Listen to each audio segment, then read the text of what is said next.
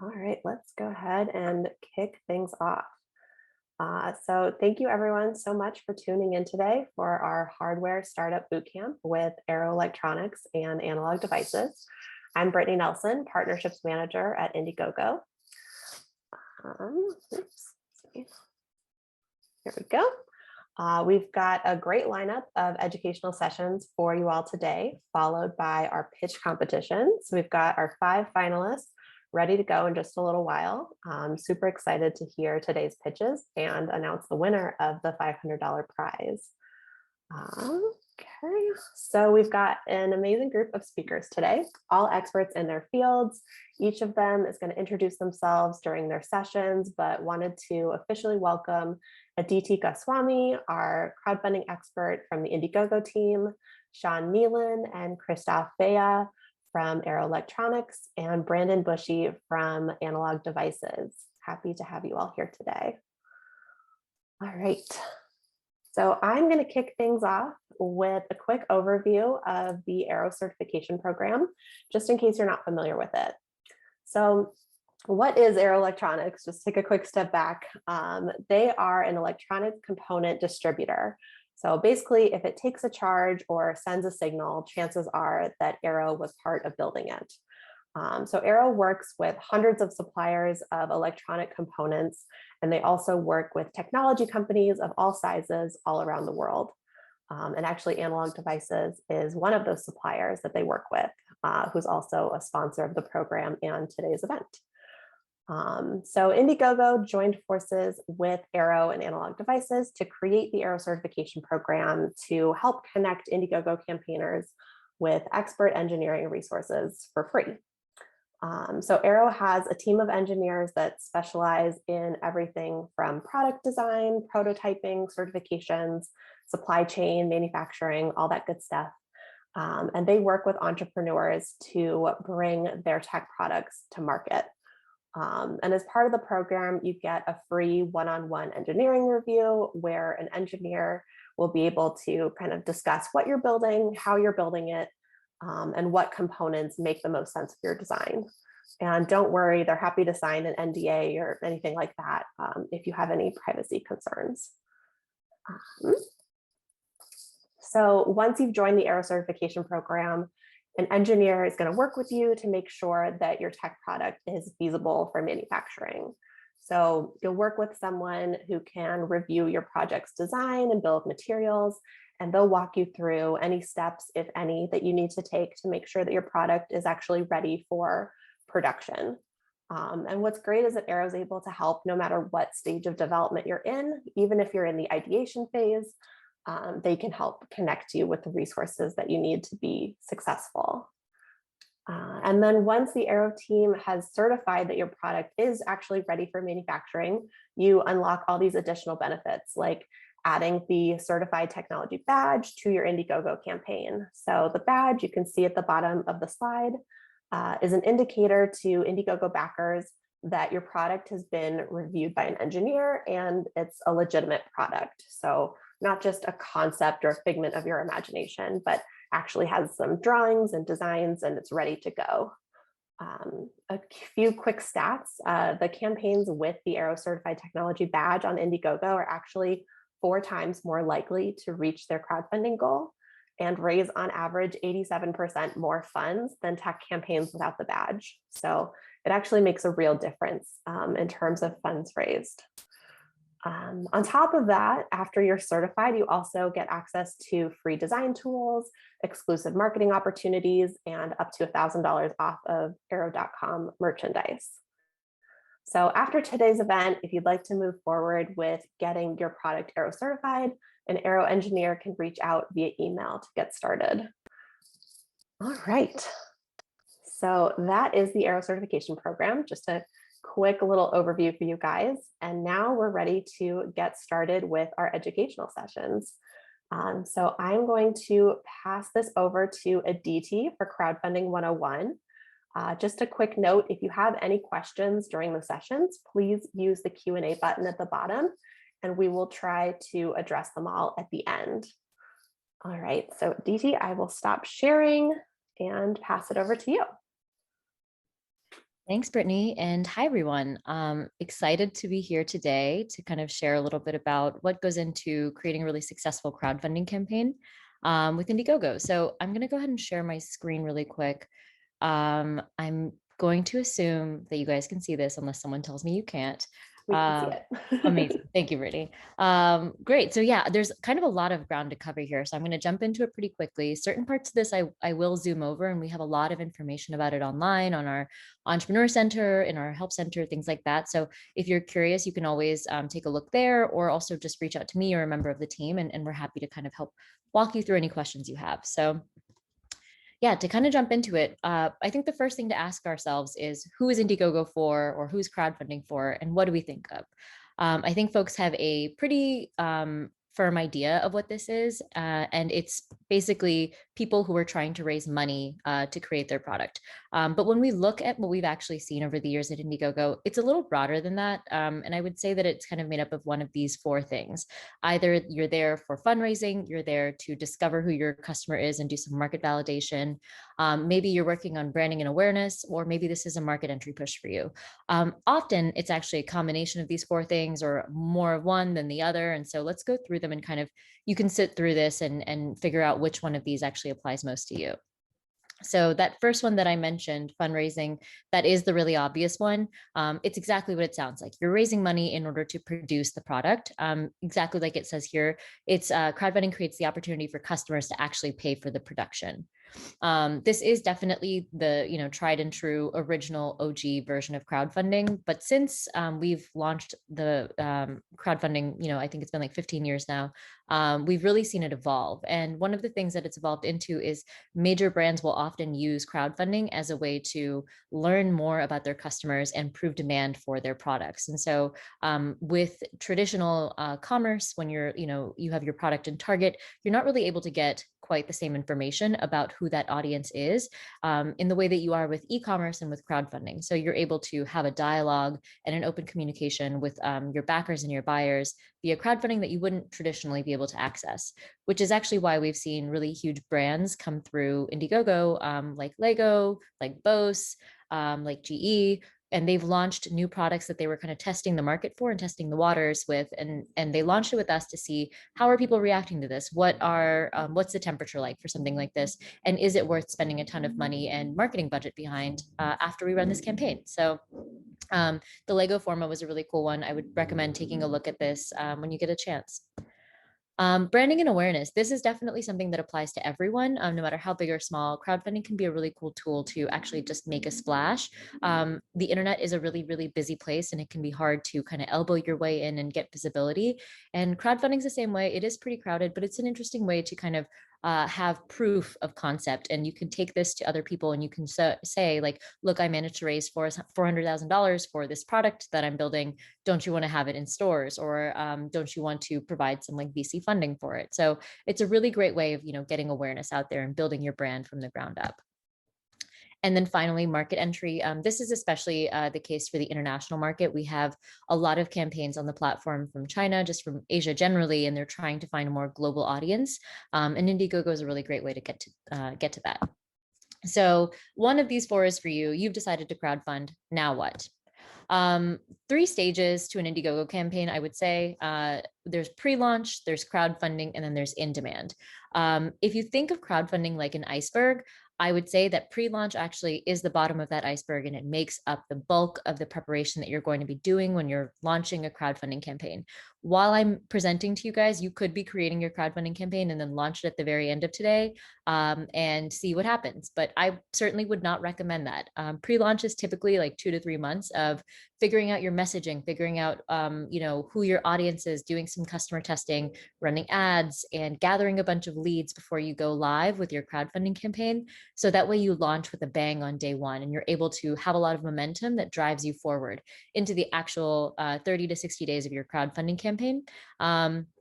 you, at that point, the bicycle is sort of going, you're along for the ride, it's kind of doing its thing. You've already figured out what's working for the most part in an ideal scenario. And then the crowdfunding campaign wraps up. And if you're running the campaign with us, you can run directly into in demand right after the campaign ends. So that way you never actually miss a day of funding. And you can think of in demand essentially as a way of collecting pre-orders. It no longer has the urgency of a crowdfunding campaign, but you're still able to use that same front of the store and just collect orders afterwards. So the meat and potatoes of today's presentation, what makes a successful campaign, breaking it down to three things: having the right product, finding your community, and then telling the right story to make all of those things convert. So with your product, I say it's important to have the right product because not every product is right for crowdfunding. And so there are plenty of campaigns that'll launch and then, they fizzle out. And that's for a lot of reasons. But one of the first things to figure out is this the right product I should be launching at all? So having a really consumer focused product rather than, a B2B product is a good idea. We are definitely a consumer kind of audience, like a customer audience. And so people want to buy things that they themselves will use. We definitely see some folks doing bulk orders, but for the most part, it's just regular buyers. Something new and innovative. This is something that they can't just like buy off of Amazon right this second, because crowdfunding does have a bit of a tail, and people don't tend to deliver until 3, 6, 8, 9 months after the campaign is actually over. So it needs to be something interesting that actually catches their attention. Same thing. The next thing is differentiating values or features. If they can already get it at their local store, they don't need to wait 8 months for it. And so you have to figure out, what are you bringing to the market that's different and that's new. Next, you also want to make sure that there is actually a clear market for your product. And you want to go into this knowing who that clear market or product for your product might be. The answer when you ask yourself, who is this for? It shouldn't be everyone. There should be like a pretty clear niche idea of who your customer base is. Next, you have to make sure that you have a pretty approachable price point. Again, people are giving funds to something that isn't produced yet. Generally, it's not going to be shipped for another 6 months. And so discounts tend to be the way that you get people to get on board with something that's not going to deliver for a little while. So having an approachable price point, something that's quite generously priced compared to what they might be able to already get, is a good idea. And then again, finally, not impossible to manufacture. And Aero, I'm sure, is going to talk about this a lot today, but yeah, having your manufacturing figured out beforehand is extremely important. There's a lot of major failures over the years in crowdfunding. We want to make sure that you aren't one of them. And people don't go into this with the idea that they want to steal money. It's just that they don't have all of that figured out first. So it's important to launch with a working prototype and your manufacturing secured. You could launch with a concept campaign, but we just find that they don't really do all that well, just because, after crowdfunding is pretty mature now, and people are used to picking out campaigns that don't actually look like they're going to deliver and then not backing them. So we want to make sure you guys have a chance of success at actually finding your audience. And backers tend to want to see, do you at least have a working prototype? Have you put in that much work to get it there? So the next aspect we're going to talk about is community. Community is basically, the crowd part of crowdfunding. You can't get people to send you money until you have a community built out. And working with that community is definitely a process. Once you get them, you want to make sure that you're engaging with them and you're not like letting them fall off. So we have some pretty concrete steps to growing your community for a crowdfunding campaign. Feel free to take screenshots as I go. But the first thing that you want to do, and this is all when I say creating a community, I'm talking about that pre-launch phase, that iceberg part that I mentioned earlier. So the first thing to do is to create a landing page. This is an example of a landing page on our platform. You can do that. You can create a pre-launcher landing page on Indiegogo before you ever go live with your actual crowdfunding campaign. And the purpose of this is to let people know, hey, this is something that's going to go live sometime in the next, you could put a date on there if you already know the date you're going to go live, and you can sign up here for more information. That's basically the purpose of this, teasing them out with certain images that you think are going to translate and people are going to be interested in, understanding what sort of discount, what the call to action is, what is it that you want them to do? Sign up and get the super early bird price of 25% off. That's exactly what that next step is. So you could see right here, I'm so sorry, there's an ambulance going by. New York is extremely loud sometimes. Yeah, so it says here that the call to action is sign up and get the super early bird price of 25% off, which in this case is $749. USD fire emoji. And by signing up, you're also going to really receive the latest updates and news from the campaign. So this right here, you can kind of see it right under this big image that they have at the top. Yeah, that's the call to action. People want to know, why am I giving you my email address? A lot of us have 5 or 6 email addresses, but we're still pretty protective over them, and we don't just want to give them to anyone. You want to make sure also that you are collecting email addresses that will convert whenever you go live. So you don't want to get a bunch of people who are actually not interested in this product. You need to make sure that you're giving them enough information that they might actually convert when you do go live. We don't always recommend having the price on there, but for something like this, $749 is expensive. And so you might want to let them know how much it's going to be when you go live. So that way they know how much they're signing up for. So yeah, create a really strong call to action. You can A/B test this, and we do recommend A/B testing this so you can figure out what people are responding to. Maybe they prefer the 25% off versus the price point.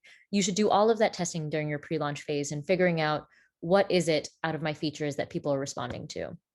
So once you have a landing page that you feel really good about, and that you feel like is going to convert pretty well, that's when you start running your ads on Facebook and Instagram. We say Facebook and Instagram just because over the years we've seen that's really where the crowd is, and that's where we see people actually convert for crowdfunding. There's other options for sure, Pinterest, TikTok, Google, but Facebook and Instagram are definitely the 2 major ones. So you're driving ads there, and all of those ads are being driven to your landing page, and you're collecting emails there. That's really all you're doing. So you're trying to get your cost per lead to a place that feels good for you and for your runway. And you're iterating on your messaging to see, like, how much lower can we get this while still getting really strong leads who look like they're going to convert. Once you have those emails, what do you do with them? You then start creating a really strong email cadence. A strong email cadence is not an email every single day. People don't want to hear from you that much. They just want to know, the important things while still feeling like they're part of something. So especially with crowdfunding, part of the benefit is that people are giving you money for something that hasn't been developed, which means that they have some expectations around their involvement. Some people, they don't want to be involved at all, but a lot of people are getting involved in this because they're kind of nerds and they really love seeing the back end of product creation. So they want to do things like vote on, what color is going to go live, or what sort of features you include. And so a lot of my best campaigners will use this time to figure out, what is it that this audience is actually looking for out of this product? How are they planning on using it? And then they use that messaging that they figured out in the emails on their page itself. So create a strong email cadence, pay attention to open rates and click-through rates. If that starts falling and people are no longer opening your emails, change your email cadence. There's a good chance you're oversending them emails or you're not sending valuable information. You want to make sure that you're connecting with them on multiple touch points, Twitter, Reddit, some of these alternative social media platforms, also Facebook and Instagram. Make sure that you are creating a Facebook group where they can go to, and trying to see if you can create an even more closed community of people. So that way you have a better idea of what the conversation looks like, and you're trying to kind of stay on top of that and stay involved.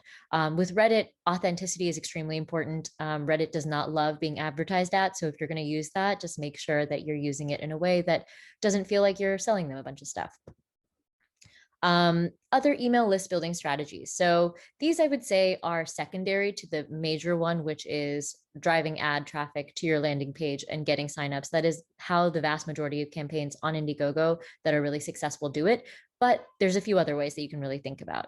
Activating your personal network. I would say, don't rely on your personal network to get you there. That really shouldn't be how you get to 100% funded, but some portion of it for sure. Tap into them, let them know that you're actually doing this, get their feedback on this beforehand. Whatever you can do to get them involved means they're actually more likely to convert, and spread this to their friends and their families and their networks. If you have a social following, amazing. Definitely convert them and let them know and see the behind the scenes of what's going on here. Reach out to the press. I would recommend waiting till you're 100% funded to make sure that any press rolls out after that point, just because it's not going to convert when you're still striving to hit 100%. Create beautiful, shareable content. People are more likely to share it with their friends if it's actually attractive. Attend industry events. Now that the world is opening up a little bit again, industry events are kind of back on. So go attend safely, find people who are interested in this sort of product and get their feedback and get a hands-on understanding of how they're using it if you have a prototype. This is also a great way to get some footage of people using the product live, and then you can use that in your video eventually. And then, yeah, work with partners. You can hire an agency who has done all of this before, so that way you don't have to reinvent the wheel. If digital marketing is not your strong suit, but you have a little bit of money, I would strongly recommend putting this on an agency to do, especially an agency that has a lot of experience in crowdfunding, just because, if you're a creator and email marketing is not your thing, that's okay. Focus on the thing that you do best and let people who are good at this do this instead. So before you ever launch, you want to make sure you're planning your traffic. So before you launch, the traffic that you're going to be looking at is that email collection from the landing page that we've kind of drilled home. You're going to be driving that traffic to your page when you launch. And then, of course, you're going to be sharing great social content on your Facebook, on your Twitter, on your Instagram, things like that. All of that will also lead to your campaign page whenever you launch. And then engaging your friends and family. All of that, again, you're going to be talking to them about this campaign beforehand and then driving it to the page. After you launch, I mentioned, again, don't let the press come to the page until you're like 100% funded. But yeah, having press on the page is a great sense of social proof. Like, look, this product exists and people are writing about it and people are excited about it. Doesn't have to be huge press. If you do include press, I would say have quotes rather than just graphics and icons, just because that's less impactful than actual quotes. Same goes for the next thing, product reviews and blog posts. People really want to see that this product is real and that people have used it and they like it. So having, video reviews, things like that, you can have that on your page, and all of that should drive traffic to your page after you launch. And then also, this is the primary driver of traffic, I would say, is ad traffic. You've run ads before to get to your landing page. You should also set aside a portion of your ad budget to spend after launch. And that is all going to be going to your campaign page, and you're going to be monitoring that, making sure it's converting day to day, and just iterating on the page if you need to iterate. You can always change things with Indiegogo. So if the page isn't working, you can tweak some things, shift some sections around, see what works. Email numbers are not enough. You do have to keep your community engaged. So you want to make sure you're responding to comments that people are leaving on your campaign page. You want to make sure you're using our updates tool to send out updates maybe once a week or so at the very least. Like, hey guys, thank you so much for your support. We hit 100% funded thanks to you. Here's what's going on behind the scenes. Here are some stretch goals that we're going to be announcing soon. Here are some features that we're going to be adding. Feel free to come back. Let us know what you think of this, that, and the other. Just try and get them engaged and talking, because that shows that people are excited about your product. And it also helps with your algorithmic placement on our platform. The more people are interacting with your campaign, the better you're going to do with our algorithm. So moving into the story, and this is definitely, you've got the traffic to the page, you've built out your community, but if you have really skimped on the story, they're never going to convert. So sometimes people will think that the video is actually the major part of a campaign page, but your story is definitely just as important, if not more. I can't tell you the number of times I've looked at the back end of a campaign and seen that a video has like maybe 7,000 views, and then their campaign page has like 70,000 views. It's like significantly more usually in terms of how many views you get. Videos are important. You definitely want a good solid video, one that shows the product and demonstrates the value, but all of the effort and the time that you go into building a narrative that makes sense for your video should also go into showing that same narrative on your story. So the components of your story are the beautiful product photography that you're going to do, taking shots of the product live out in the world, and people using it ideally and interacting with it. You want to avoid a ton of renders. Renders here and there are really nice in order to show the product in its best light, but generally people want to see that it's real. Then again, that pitch video that I mentioned, people really want to see that just to know that it's there and it's out and about, but maybe that won't be their primary way of consuming your page. The page layout is generally the primary way, and yeah, any PR and stuff that you bring to the page. So the structure that I want you guys to kind of think of, and you can take a screenshot of this, this might be kind of helpful for you. Whenever you look at campaign pages, I would kind of keep this on hand, and you can see how other people have built their page. I think the best way to figure out how to build a campaign page is by doing your research and seeing how other people and campaigns that you admire did it. Keep in mind that the page does change, like they might have added something to the top of it later on, so things might shift around, but generally they have a pretty standard way of organizing this. So at the very top, you have the campaign title and the tagline. That's built in. You just have to create that for yourself. Again, you can change that however much you'd like, just to see what works best for this audience. After that, the product introduction. So you kind of talk a little bit about like what the product is, what it does, introducing Jibo or introducing whatever your product is, and a beautiful glamour shot of the product kind of in use, or maybe even this is the one time for a rendering, I would say. Then you go into the features. What does the product do? What can they expect from this? Then the use cases. Use cases are a little different than features, though people I think sometimes get them confused. Use cases are just literally that, showing the product in use. What we know what your product does, but what people want to know is how will it fit into their lives? And the use cases really are the best way to show that to them. An example that I like to use here is the Flick campaign, FLIC. If you get some time afterwards, I would take a look at it. It's an older campaign, so they have a few versions of it up now, but they have this section called A Day Made of Flick, which I think is just so great. They show their product through the average consumer's day. And I think that's a wonderful way to show use cases in a way that people understand.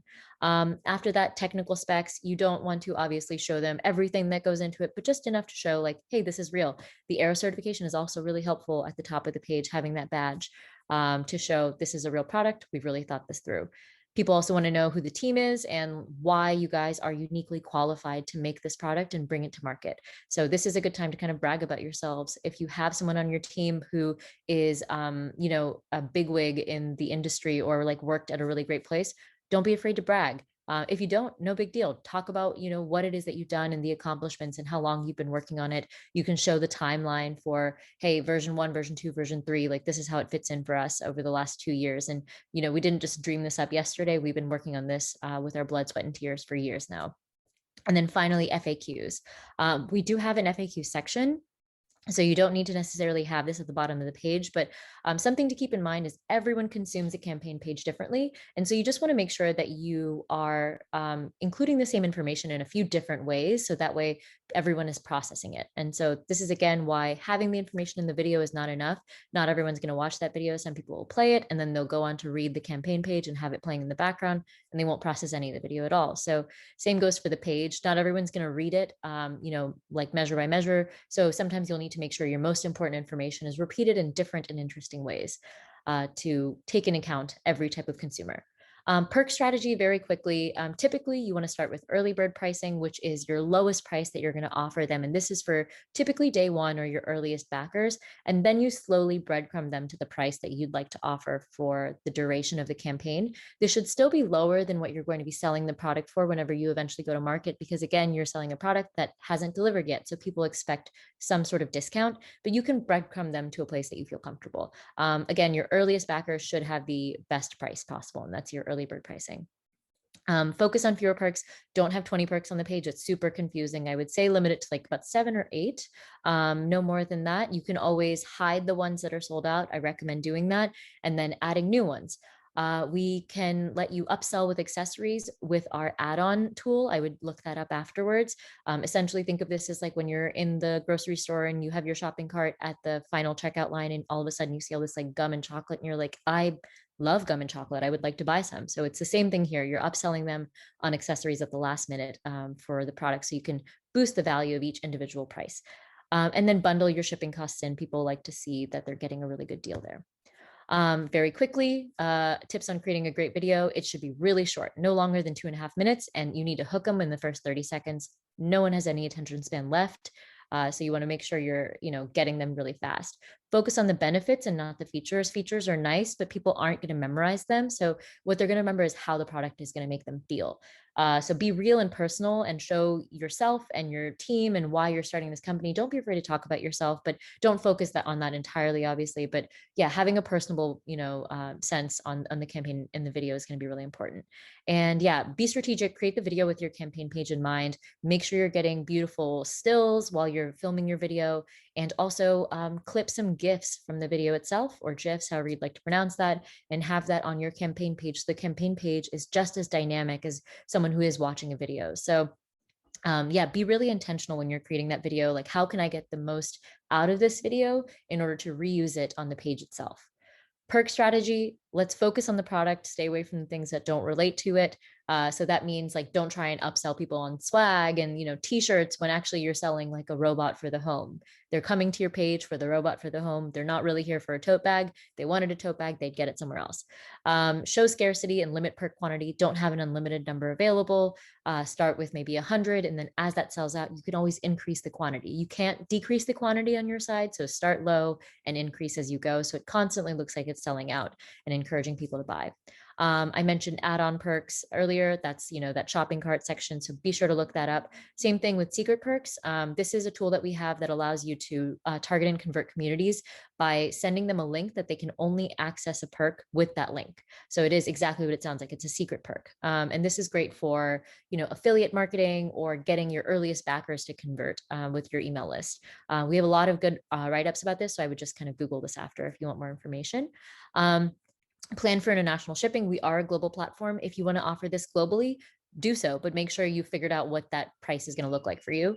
And then finally, under promise and over deliver when it comes to those shipping estimates. People hate being disappointed, but they love getting a surprise. So don't tell them that it's going to be here by Christmas if you know it's definitely not going to be here anytime near Christmas. So yeah, let them know, give them a real ballpark. And if you aren't able to meet those deadlines, it's crowdfunding. This does happen, but be honest with people. So whenever you feel you can share this publicly, if you told them you were going to deliver in September, don't wait till September to tell them that that timeline is actually shifted. Tell them as soon as you feel comfortable and they'll actually stay on board with this.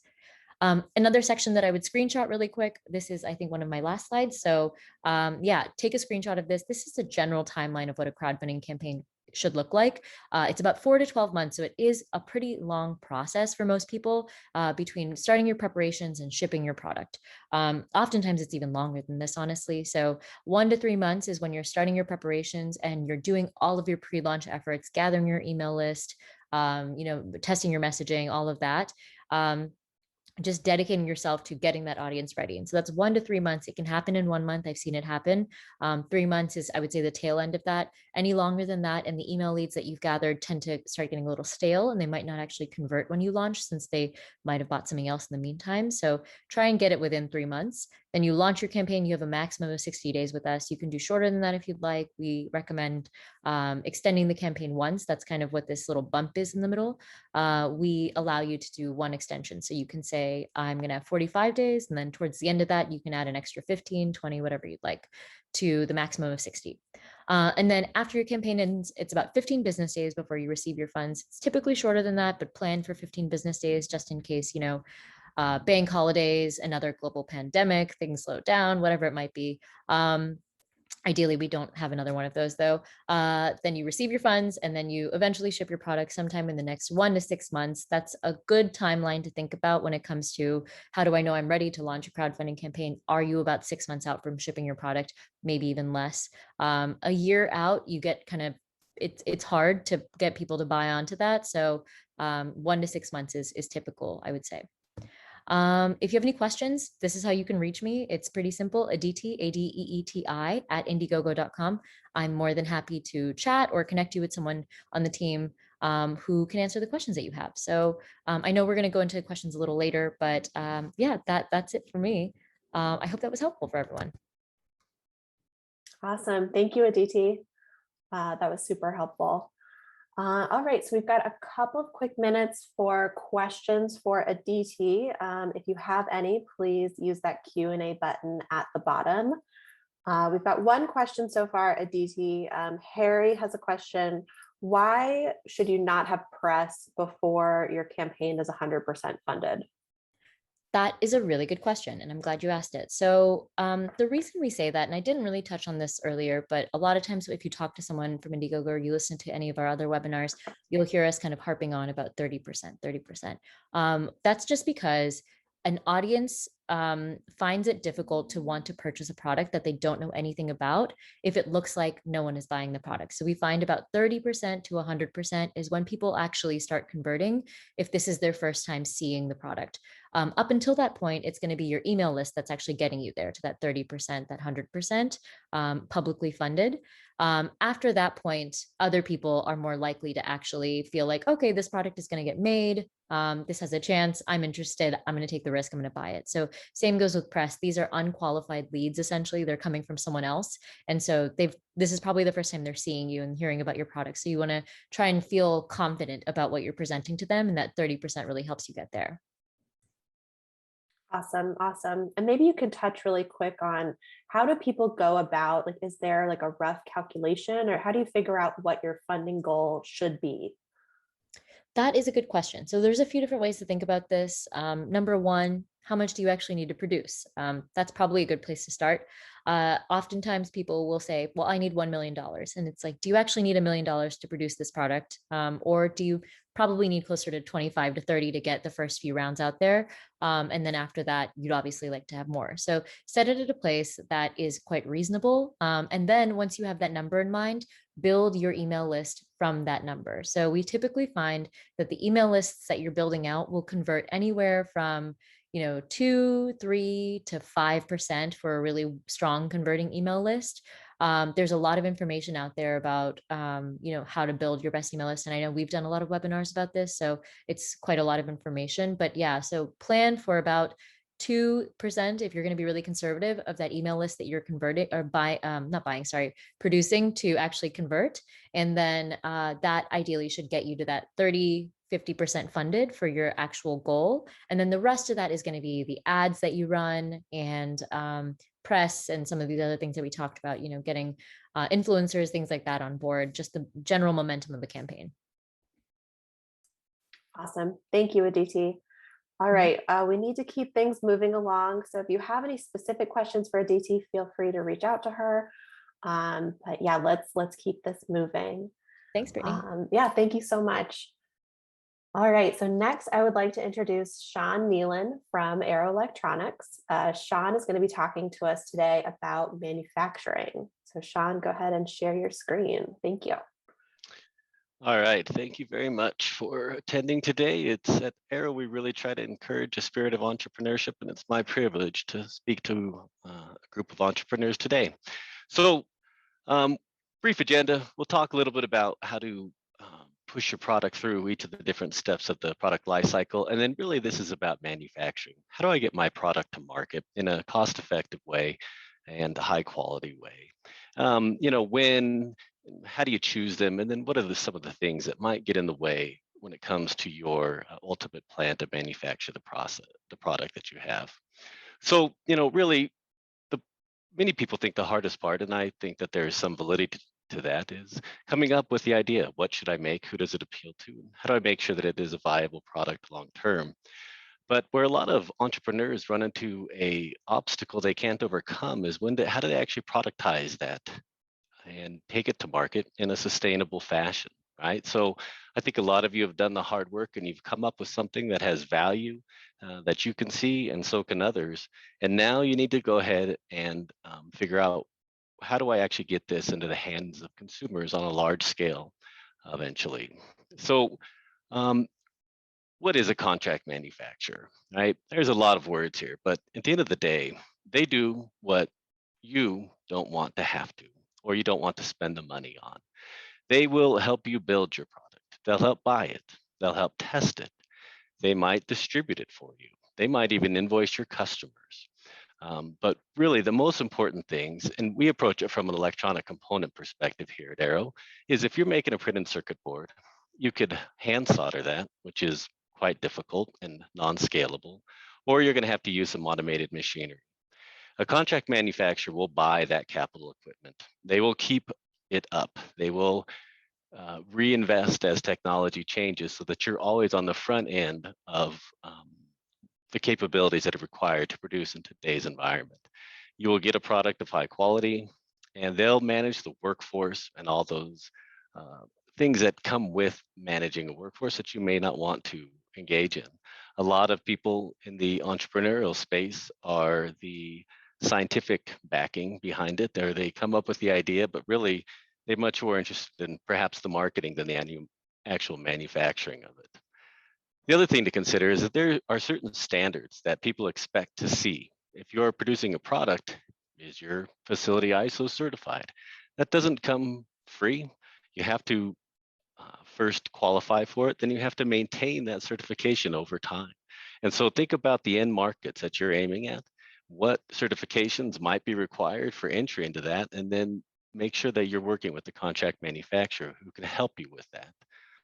And then you think about also, what are they going to do for you, right? And so there's lots of different options that they'll engage. And just like us, they'd like to sell more to every customer that comes through the door. And so perhaps that might be part of your long-term plan. They might start building out a PCBA for you, but eventually they might take over the entire value chain for you outside of the ideation process. So most importantly, though, as your business grows, they provide the ability for scale. That could be global, regional, or just purely volume based. But all of these things added together, it's a tremendous headache that you don't have to take on to your own shoulders to get your product to market in a compelling fashion. A good example I could offer is I previously had worked for a medical OEM. It was entirely vertically integrated. We had PCBA manufacturing, we had a machine shop, we had a powder coating shop. What ends up happening is managing the waste streams for all those processes is complex and costly. The talents are not necessarily transferable from one department to another. So you end up single-threaded in a lot of unique capabilities, and eventually people retire, and replacing those becomes quite difficult. So think about what you want to focus on. Do you want to focus on the product or building the product?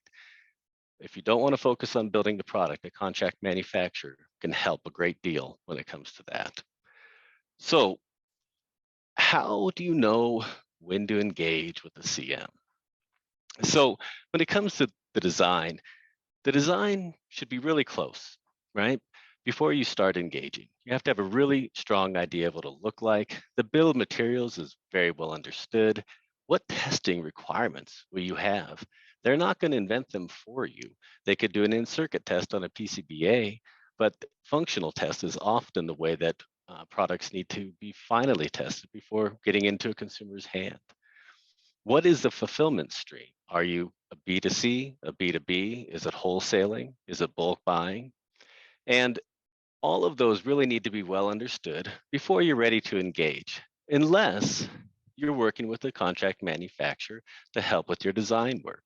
So people might refer to that as an ODM or many other acronyms, but there are departments of contract manufacturers that will help customers with pieces of the design that they're not well accustomed to handling. And that can be a great value, again, depending on your model.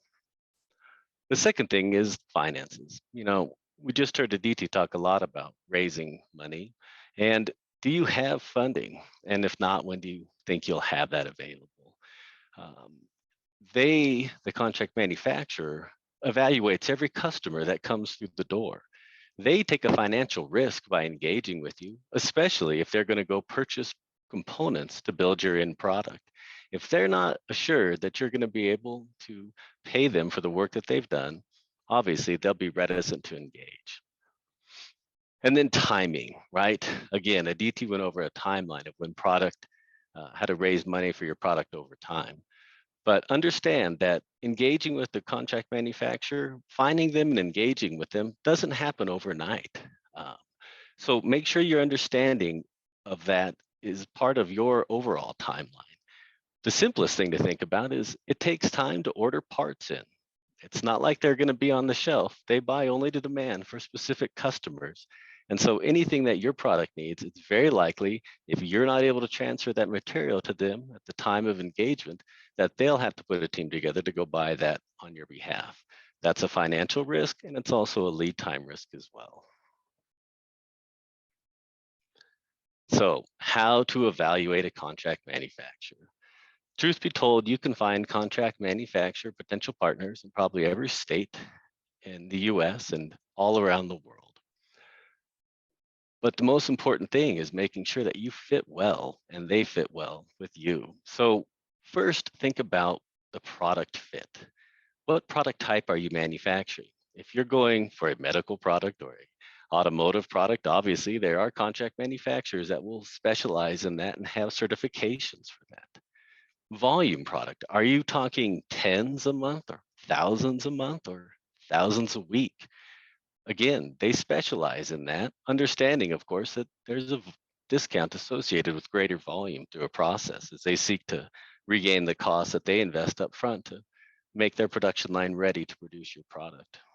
In the upper right-hand corner, you'll notice this triangle. And when I first started in contract manufacturing many years ago, there was always this discussion of you could have it quickly, you could have it high quality, or you could have it low cost.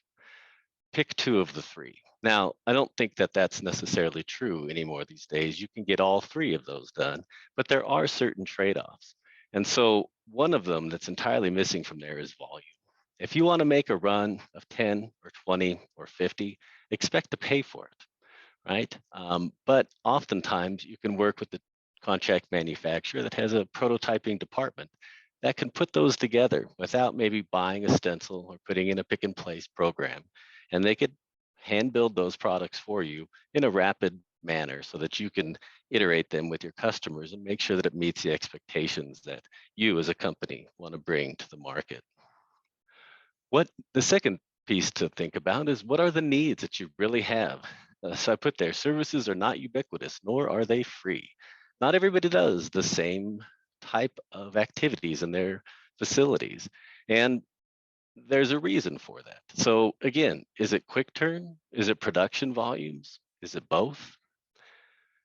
Secondly, is what type of experience and expertise do you as a company have inside your own workforce? Design for manufacturability is a key aspect that needs to be evaluated before you go full production with the contract manufacturer. When I worked in contract manufacturing, we used to joke about some boards that came in and they looked like the Manhattan skyline because parts were so high and spread all over. And we knew that it would be very difficult to maintain that without a very strong enclosure. And then another piece is, where do you think you'll be trying to ship your product? Do they offer global fulfillment? Do you really want to have to deal with delivering it DDP or accounting for VAT taxes in Europe? What about products that you bring into the United States and the tariffs that they might be exposed to on the inbound leg? All of those are services that the contract manufacturer can help you with. But understanding clearly what you're good at, what you're not, what you want to be focused on versus the things that you have to do just to get to market are very important for you to understand and have a very candid conversation with any potential contract manufacturing partner. And the last thing is think about the footprint that the contract manufacturer can offer. Do they have multiple locations? Are they all in a single region? Are they globally situated? Obviously, there are more expensive regions and less expensive regions to manufacture around the world. If your product is hoping to be a worldwide product, you might need to take advantage of certain regional locations where you can achieve that cost. Additionally, some countries burden or help certain products based on the country of origin. Where is the predominant amount of work done so that the COO can be assigned to a particular country? And does that help or hurt your viability to resell that product into that country? You know, think about the footprint as well. If you work with the contract manufacturer and it's some guy with a barn out in the field and he's got a couple of old SMT machines, if you hit the big time, will he really be able to handle the volume that you might bring to him? It's not that you can't engage with someone like that, but if I was an entrepreneur and had a product and needed for cost or quick turn capabilities to engage with someone on a small scale, I would have plan 1.A for when that volume started to hit much greater peaks, knowing that eventually this wouldn't be the long-term solution for me and my company. A lot of contract manufacturers only work in the prototype and pre-production type volumes, quick turns, low volume product, because that's where their expertise lies. And oftentimes they'll be willing to refer you to someone that their customers have had a good experience with once they've hit production level volumes. And now let's talk about some of the obstacles that you might find when you have engaged with the contract manufacturer. And the first among those is a business fit. So make sure that you align the anticipated spend with their expectations. I don't think an entrepreneur can be a pessimist. You're all great optimists. Your products are going to change the world. You're going to build and grow these companies, and it's going to be amazing.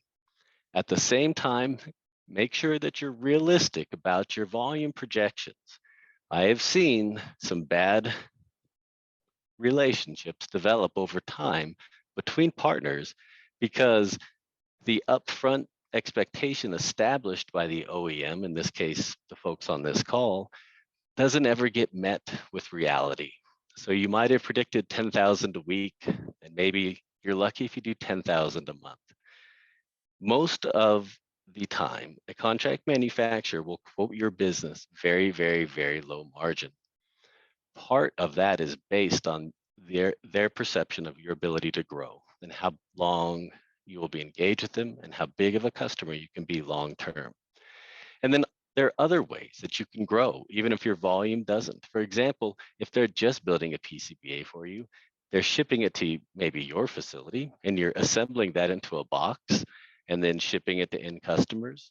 They would be more than happy in most instances to absorb that piece of the manufacturing for you. It allows you to focus on the product and the design and maybe the marketing of it. And it also allows them to control a greater bit of the business, right? And allows them to grow their number with maybe constant volumes all the way to fulfillment. There are some customers of Aero that I've engaged with previously that operate on a royalty check basis with their contract manufacturer, meaning they give them a forecast, they have the finances, and the contract manufacturer builds it, takes orders, ships it to the customer, and then sends a royalty check once a month to the owner of the company. The second obstacle that can develop over time is cost. That kind of aligns with the business fit, but what is their ability really to help you reduce the cost of your product? And is there a commitment in their business plan with you to help do so over time? Whether it's, hey, we buy a lot of product and we can get this for a cheaper price than you can, which should be true. Whether it's, hey, we will help redesign this product to be manufactured more efficiently. Or after 6 months, we'll redo our work instructions because we know we can make this better and that'll take X% out of the labor cost over time. Understanding what is the vector that they will try to intercept your product on to help you make it as cost competitive in the market as possible is really important.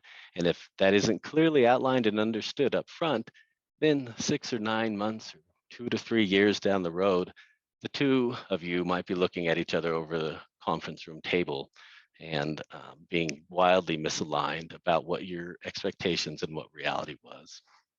And then just, volume is really important, right? What might seem like a lot to you might be nothing to them, right? What is the estimated annual usage of your product? Do you expect it to ramp over time? Will there be service requirements? All of those things can help add volume to a contract manufacturer's business and allow them to achieve a better cost point. But again, making sure that you are being realistic with that up front and securing from them the commitment to help you be cost competitive is really important. And lastly is speed. And when I talk speed, it's not just the speed to build the product, but when you think about your forecast, is it going to be highly volatile or will it be stable? Most of the time in a young company, there's going to be a lot of ups and downs on it. And so what happens if that doesn't hit the original mark established? Will the contract manufacturer be willing to hold on to some of the finished goods, or did they seek to invoice that immediately upon completion? I'll tell you what they want. They want to invoice it immediately upon completion. They've done all of their value add, and they need to be paid for the work that they've done. Now, they might be willing to do that, but how much and how long? And what if your forecast increased 10%? That's usually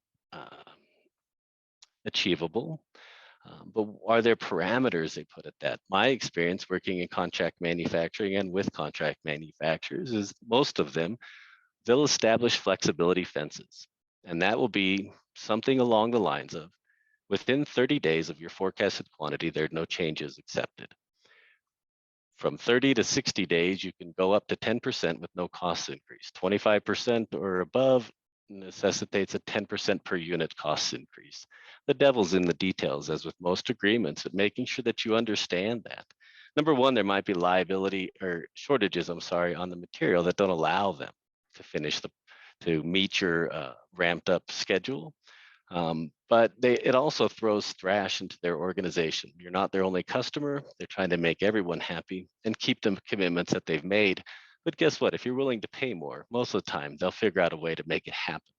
But understanding what your liability would be if you sent them an updated forecast is very important. And understanding how quickly they will tell you what they're able to do is also just as important. So that really was a summary of, what does a contract manufacturer do? When do you know how to engage with them? How do you help evaluate a contract manufacturer? And then some of the common obstacles that people have run into working with contract manufacturers. Thank you for your time.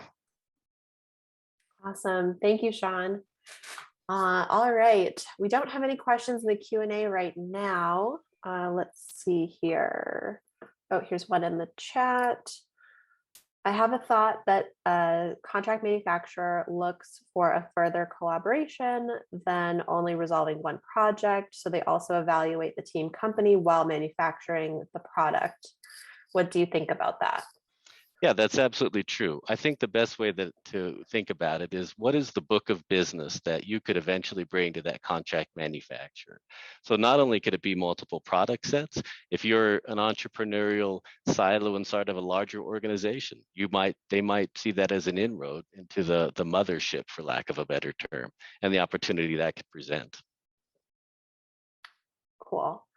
And then, here's another question. How do you check references on a CM? This person says, usually customers are secretive. Yeah, oftentimes they are. And so if it's in your local region, you might be able to suss out who it goes for.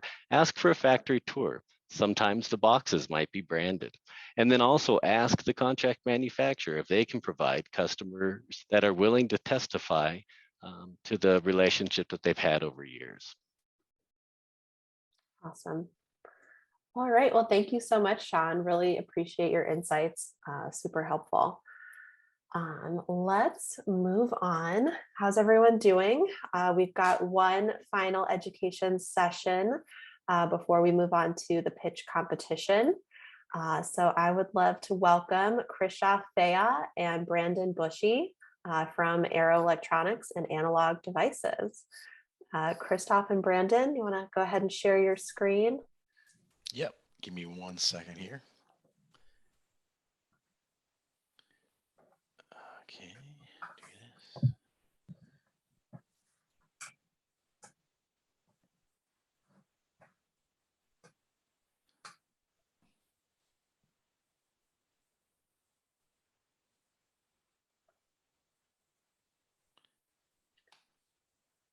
All right, Christoph, take it away. Yeah, just go to the first slide, please. Oh, I apologize. Whoop, whoop, whoop, whoop, whoop. That's okay. So good morning or good evening, depending on where you are. My name is Christoph Thea, and I'm a market development engineer with Aero Electronics. And Brendan and I today want to talk a little bit about prototyping and designing. And we decided to rename this session to accelerate your brilliant ideas without needing to be an Einstein. And before really diving deeper into it, first allow me to set the scene a bit and shed some light on what Aero does and how we can help you to overcome your issues and challenges that you will face during your design journey. So Aero is a technology provider of products, services, and solutions. And we really have one of the largest portfolio of world-leading electronic component manufacturers, cloud service providers, and other type of service providers you've just heard Sean talking about, contract manufacturers. And we really offer a helping hand to ensure that you are never really alone on your journey. And we also offer sort of a peace of mind that together with us, we will be able to find the most optimal solution for your project. So to get from an idea to a product takes a lot of steps and in-depth knowledge and expertise of various fields. And the question you should be asking yourself when it comes to at least designing the product are, where is the end of my competency and what knowledge am I missing? Can I afford to solve this problem internally, or do I have time to solve this? Am I well connected enough to find the best fitting solution for these missing pieces? Hardware design, embedded software design, cloud solutions, application development, assembly, manufacturing, as you just heard, or supply chain. These are just a few, but really important aspects of your project, and where you should consider these before mentioned questions. And for any given electronics project, you will probably use components from many suppliers. The flow here looks quite simple, right? But don't let this mislead you. The whole process is extremely complex. Think about it. Imagine communicating with all of the potential suppliers separately and explaining your project over and over again, consulting with another engineer at each supplier. You will always have a wide selection of components, and for each socket on your design, and in most cases, these alternative solutions are not drop-in replacements to one another.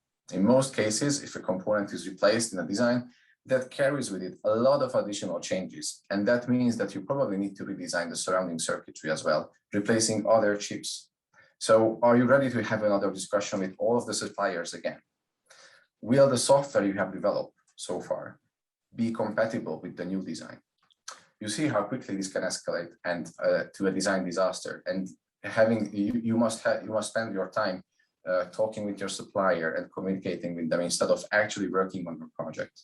And here is where Aero comes to play. Our engineers have access to a large portfolio of world-leading suppliers and engineering service providers. And we also have access to their engineering resources.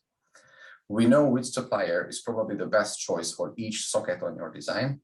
And we also consider not only the engineering aspect, but we also consider the availability of parts, the delivery times of parts, and also the costs.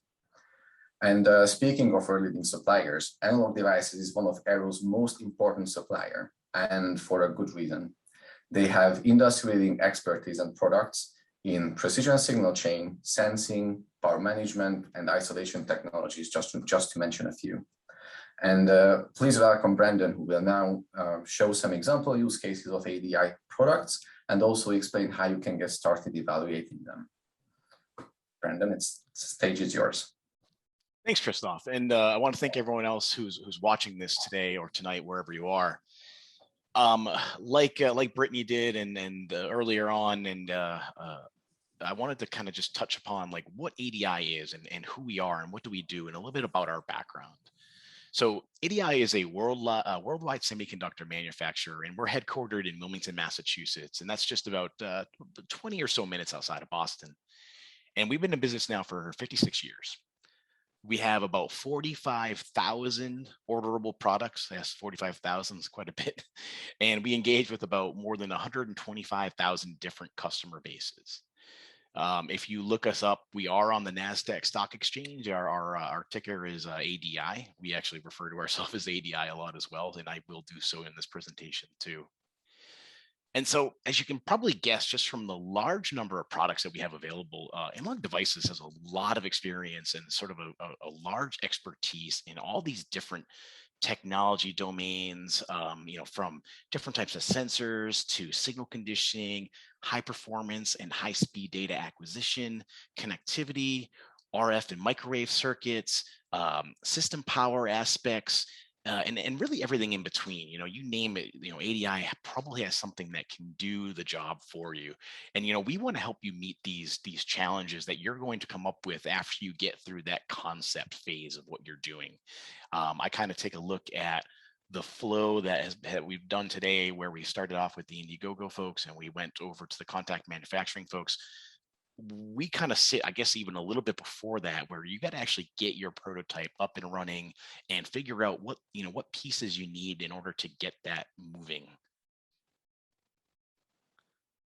And so you might be thinking, well, 45,000 products, how am I ever going to choose the right components to help me do what I want to do?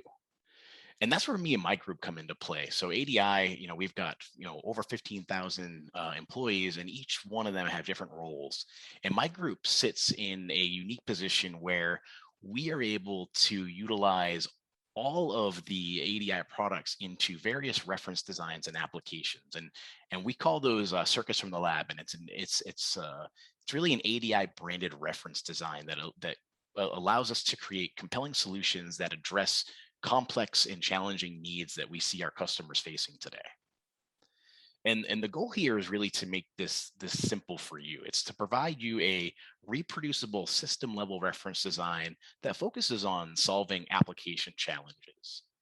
And the applications can be in many different markets and technologies. I was going to say you might have some vibration sensors needed for condition monitoring, or you might need some high precision front end measurement systems for a new instrument that you're developing to do some digital healthcare pieces or something like that. Or maybe you're doing the next best thing on 5G communication systems, or maybe you have an idea for a long range transmitter using some crazy multi-gigahertz modulation scheme, and you have to get up into those frequency bands. And so ADI has solutions for all of these things, and we want to make it easy for you to replicate each one of these. And so each one of these designs that we do has been built and tested by one of the analog devices engineers. And it's really to ensure that it's got proper operation and proper performance.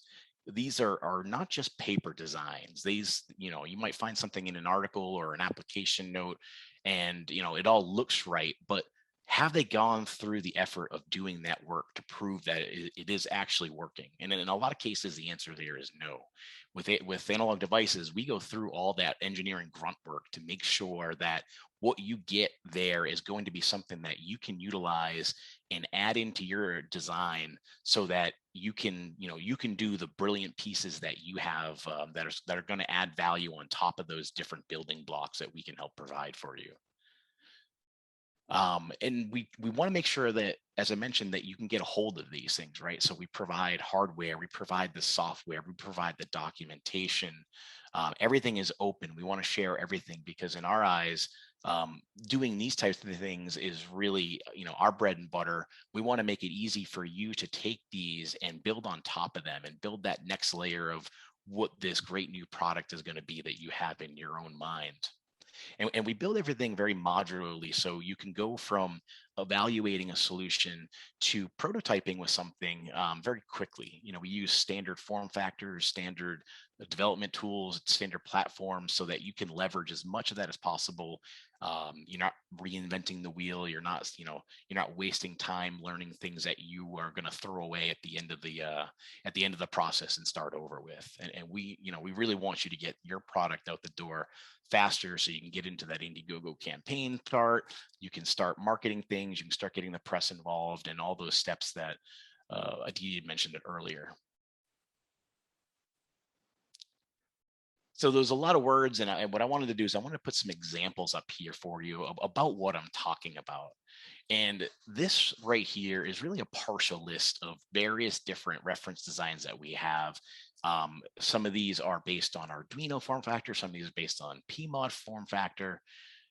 Each of these boards can be ordered directly from Aero and shipped right to your house. I know everyone in today's world, we all have a lab inside of our house that is figuring out what we have to do through this pandemic.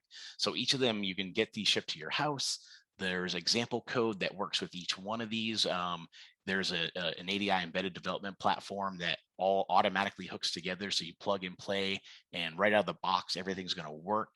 But because everything is modular and built in a way that we understand that you're going to have probably a different embedded platform that you're going to want to use, it's very easy to take all the pieces and replace just one layer of software and then have it work on a different embedded platform.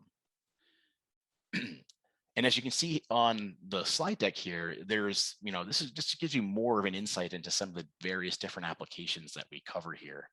On this slide, we have some water quality measurements, we have some gas detection, we have temperature measurements, motion detection, isolated data acquisition, And there's so many more. I couldn't fit them all in this slide, or else we'd be looking with a magnifying glass. But you could imagine how helpful this would be if you're trying to add, let's say, gas detection to one of your next generations of a product you have, or maybe you have a brand new idea which requires a skill set that you might not understand yet. And it's not that you can't understand it, but you need these pieces to get started with and to better understand what your proposal is capable of. And these designs are a great resource to start evaluating those discovery phases and prototyping them to get your first development out the door. Just for completeness, this image was taken from a brochure that you can find on our Analog Devices website. And if you'd like to see more of the supported applications using these form factors, there is a URL that's provided at the bottom. And I think Brittany's going to be sending these slides out afterwards. So please go up there and take a look at it, because there's a lot of stuff up there that might be relevant to each of your individual ideas.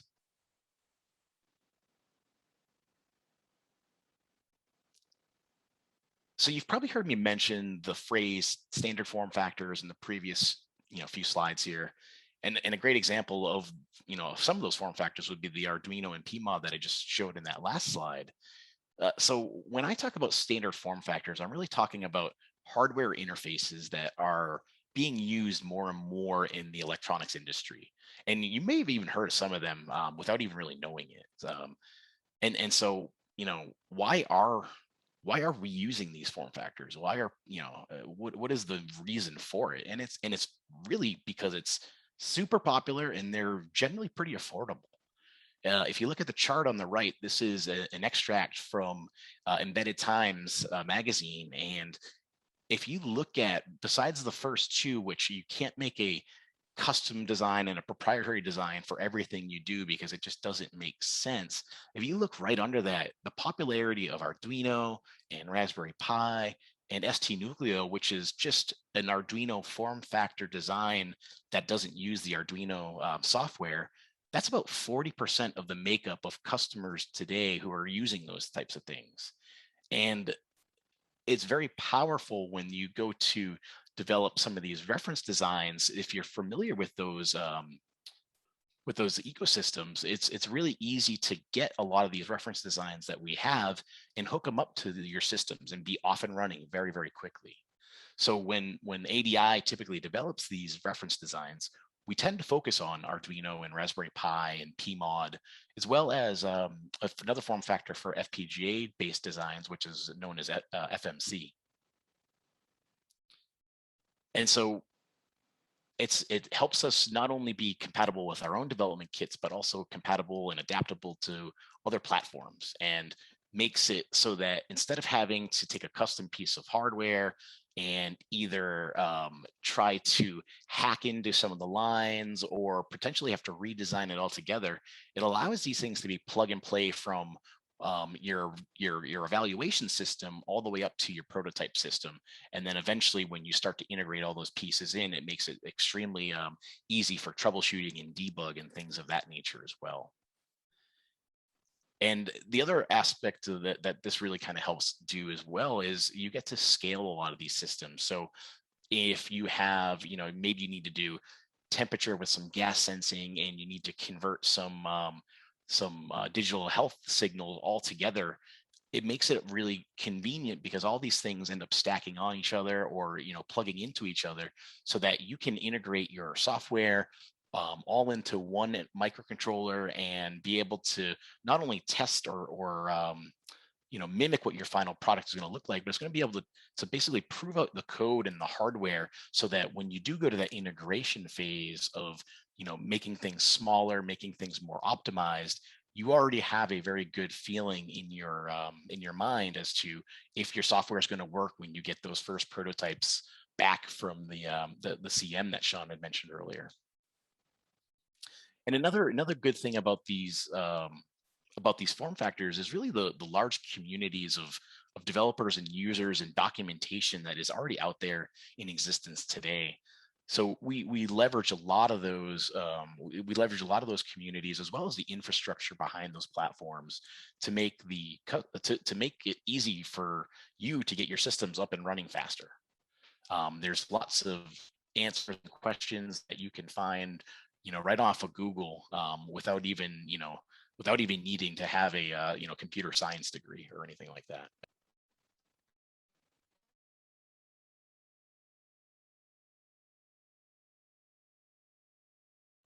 What these designs are and how they can help you. What I wanted to kind of talk a little bit more about is, what do you get if you're using one of these designs from Analog Devices?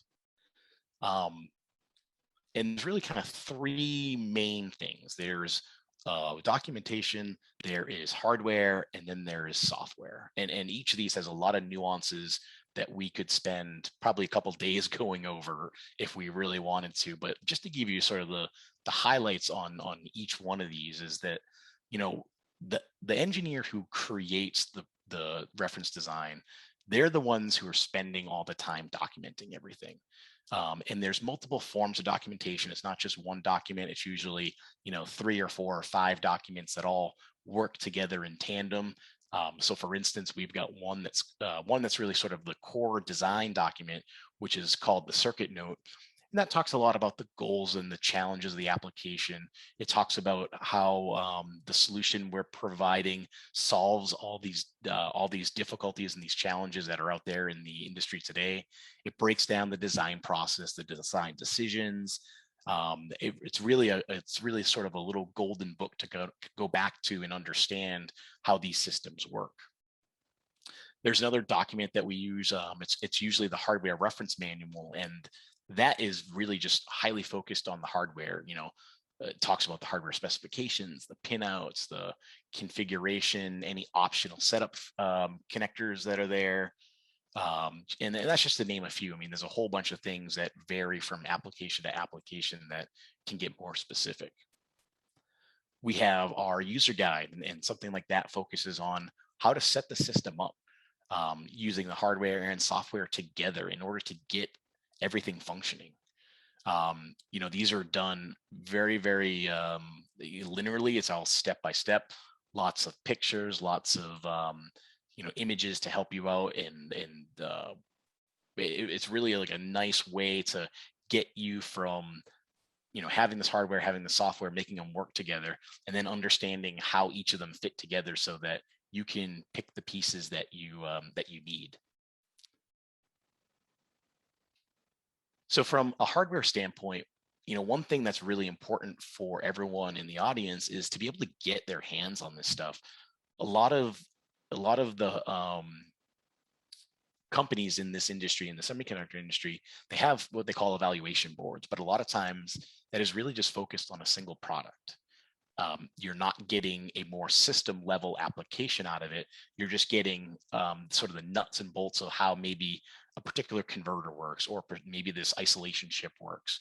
And if you were to try to make that same system from all those different evaluation kits, you would probably need like 4 or 5 or 6 boards that you have to somehow glue together to make that system. And then, oh yeah, by the way, you still have to write all the software. So what we've done is we've provided these boards already. You can order them from Aero directly, play with things on your own time. Most of these designs, they follow these standard form factors that I talked to you about. So you can connect them into, industry standard platforms.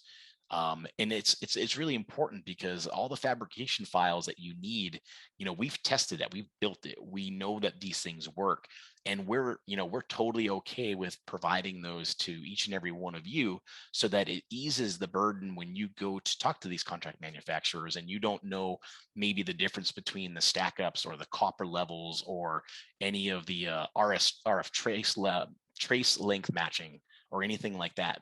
That's all sort of taken care of for you, and it's all extractable and integratable into your design. And then the software too. Software takes a ridiculous amount of time, and there are some people who are good at software, some people who can hack around with software, and the software that we provide here is all written by computer scientists. It's not written from an engineer. It's written by an actual software expert. And so you can get all the software right from our GitHub repository on it's up on GitHub. The subdomain is Analog Devices Inc. And it's easy. You can just download it, you can clone it, you can copy pieces, you can take out pieces. It's there for your reference and it's there for you to use. We work with a whole different types of development platforms, from Intel to NVIDIA to Xilinx. Those are more of the FPGA sort of fast speed things. We work with things like ST Micro, NXP, Renesas, Freescale, a lot of different ESP microcontrollers. So our software is really fully purposed to do all those different development kits. And then we also have hooks into things like MATLAB and things like Python. And those examples exist up on those same GitHub repositories. And so there's a whole chain to allow you to not have to worry about how to get the data out of this little sensor, or how to get the data from a converter and timestamp it and line it up with all these other events that happen.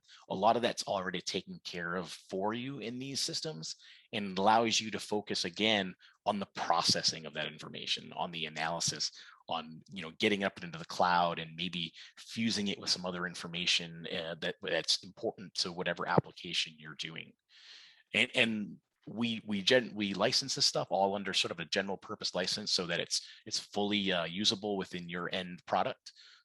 Again, we want to make this as easy as possible for you guys to get your product up and out the door faster. Get it ready for that campaign so that you can get the crowdfunding going.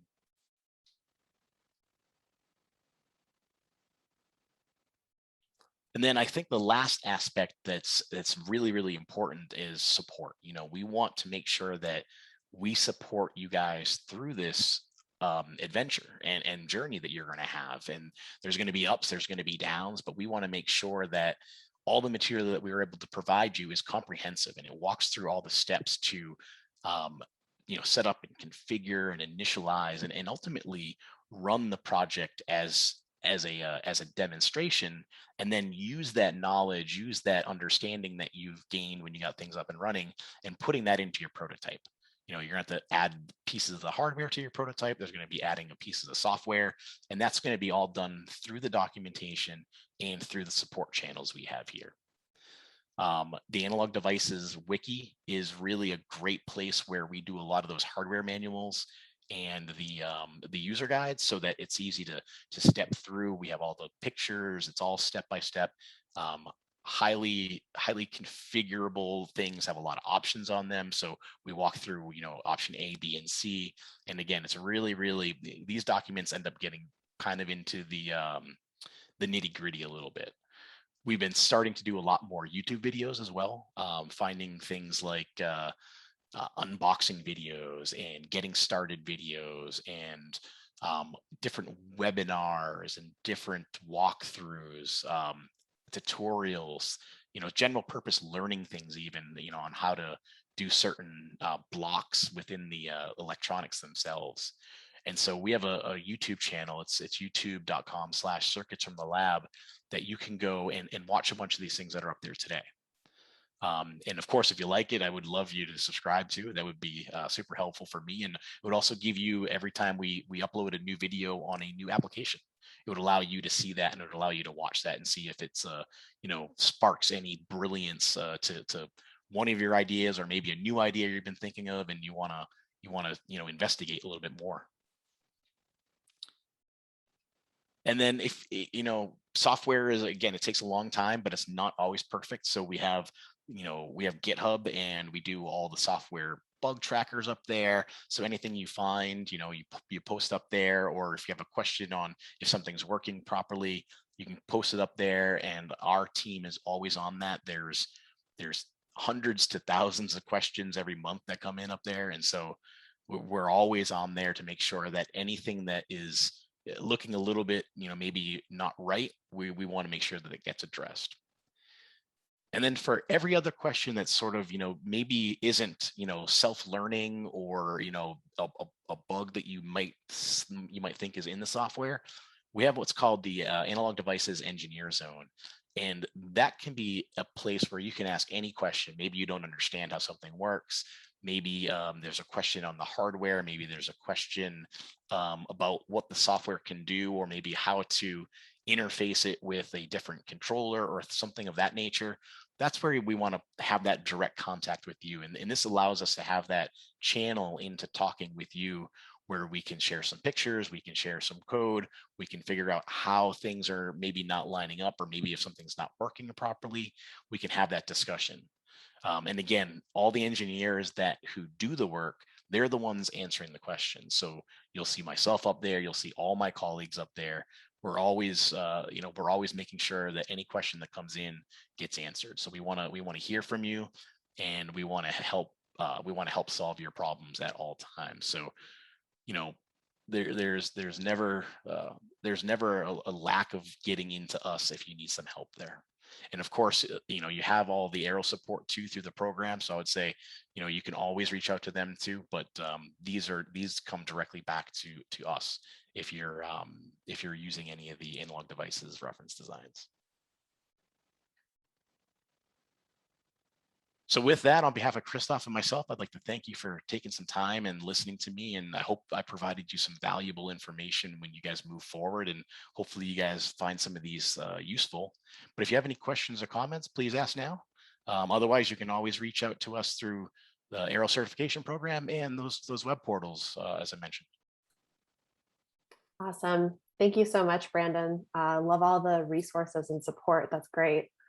There's a couple of questions in here, but they seem pretty specific to people's projects. So I recommend people reaching out through the Aero certification program, or we can also share those resources that Brandon had on his slide with you guys as well. There is one question here about someone having difficulty sourcing ICs and controllers and processors. I know that's kind of big. It's been a big thing in the news recently, like a whole sourcing issue. I was wondering, do you guys have any insider perspective on that or comment? Yeah, I wouldn't say insider perspective. The whole industry is facing severe shortages, and it goes back just to supply chains. TSMC is a very big supplier of wafers, and things happened where they stopped a lot of production during the pandemic, and they still have a lot of problems in a lot of the areas where those activities go on. A lot of the laminates right now are missing, and so it's like the rest of the world. The rest of the world kind of caught up a little bit quicker, and now everyone wants to buy a bunch of stuff. And I think we just got to get back there as an industry. Unfortunately, Analog Devices can't do anything because a lot of companies, they kind of contract some of those pieces out to TSMC, which is a process technology, and they do a whole bunch of other stuff now too. And so we really kind of need a lot of those types of companies to get back up on their feet and get their demand back up. So unfortunately, there's not much I can do from that standpoint. But yes, you're right. Like lead times right now are very large for most companies. Yeah, so here I would say that maybe Aero can maybe do something, and what I would recommend in this case is give this information to your Aero contact and ask them if they can find an alternative to the processor.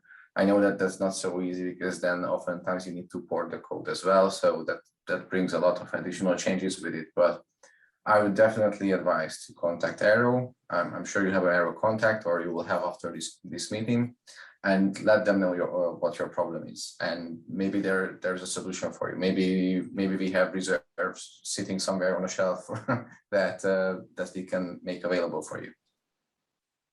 Awesome. Well, thank you so much, you guys. Super helpful. All right, so that wraps up our education sessions for today. Thank you again to all of our speakers.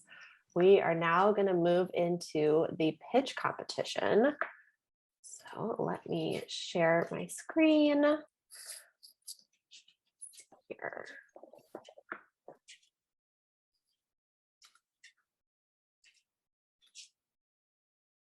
All right. Hopefully everyone can see this. So our pitch competition. So we've got 5 finalists here today. Each finalist is going to have 3 minutes to pitch. So I'm going to be setting a timer, keeping track for everyone. And then after each pitch, we're going to have 2 to 3 minutes of questions so that our judges can ask any follow-up questions from the pitches. Speaking of our judges, let's meet the panel for today. We've got 2 familiar faces. We've got Aditi Goswami representing Indiegogo and Chris Shafea from Aero. And then we've also got Soma Polonkai joining us from Aero as well to round out the panel. So welcome, Soma. Thank you for being here with us. Just a little bit of background. So our judges are going to be scoring the pitches today based off of 3 main criteria. So their product, idea, and execution. So after all of the pitches, the judges are going to come to a consensus, and then we will announce the winner of the $500 prize and the one-on-one sessions with Indiegogo and Aero. All right, so I think with that, we are ready to get started. First up is John Cunningham with Empowered Lights. John, you can turn on your camera and unmute yourself. And I'm controlling the slides for you. So just let me know when to move forward. And I will start the 3 minutes when you start talking. Okay, All right, Brittany, Brittany, can you hear me? Yes, I can hear you. Awesome. Welcome, everyone. Thank you for the time, Brittany, and thanks for all the education today. Next slide, please.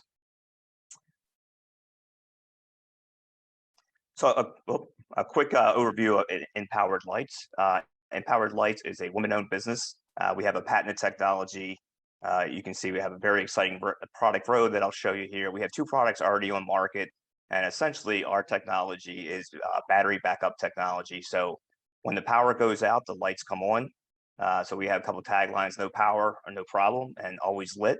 So you can see on the left-hand side, we have our blue coral lights that, again, when the power goes out, we have an LED array that gives you automatic power for light, and then also power for charging your phone or for tablets. We also have, in addition, have a smartphone controlled LED light that's more probably for our children. Has a USB port, has a battery backup, and you can see all the different colors that the light has. So a very simple light, but a lot of electronics and a lot of engineering inside of those lights. So we are a women-owned business.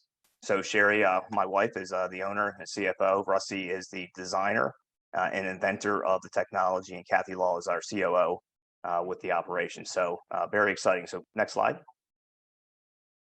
So we're in the process of introducing our new vertical lamp. And vertical lamp takes one more element of technology and complexity and adds wireless charging to the lamp. So again, it's got emergency backup power, it's got wireless charging, and it also has the USB charging. So again, as the power goes out, you'll have additional power for up to 24 hours to provide light and for additional charging. Next slide. So where we're with why Indiegogo and Aero. So what we're looking for is really market validation. We know the 2 products we have on the market have been successful. We're looking at expansion. We're looking at it as a marketing campaign. We'd love to work with Aeros to provide a lot of electronics expertise and also give us a chance to develop a very robust product road with some of their electronic packages. Help us solve some of the engineering challenges that go into the electronics. Develop testing plans so that we can approach people like HSN, QVC, and some of the bigger retailers and make sure we have a robust testing plan, and then ultimately raise funds for production. Next slide. So what we've done, we've already done 3 rounds of prototyping. We've done tooling validation. We have over 2 years of field testing. So these products have been in the field day in and day out. We finalized all our color selection. What we need left is develop a quality control plan for things like HSN, the failure analysis, risk assessment, end of line testing, and ultimately the final testing. Final slide. And so if you look at the Empowered Lights, why us? It's an exciting, woman-owned business startup. It's a practical solution. It is proven technology. It helps us start up, scale the business, and then ultimately build partnerships for future projects. And one of our social missions is to give back and help empower future women entrepreneurs. So thank you very much. And that's it. Awesome. Thank you so much, John. All right. So judges, do you have any questions for John? Yeah, I do. Hello, John. This is Christoph, and I cannot help but approach this from an engineering point of view. I'm an engineer after all. So, what about the capacity of the battery? What is it that, how many devices it can support and for how long? Sure. So right now we're using one of the Samsung 18650 cylindrical lithium batteries, and that will provide lighting or charge up to 24 hours.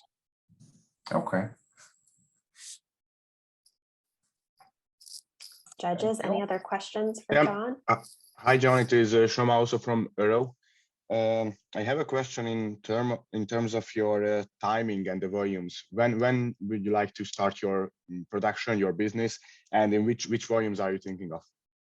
Yeah, so we're thinking that right now for the vertical lamp, we would probably go into production after the holidays. So we would run the campaign, the Indiegogo campaign, probably starting in January, just to kind of go through a timing. So then for production standpoint, probably production after Chinese New Year.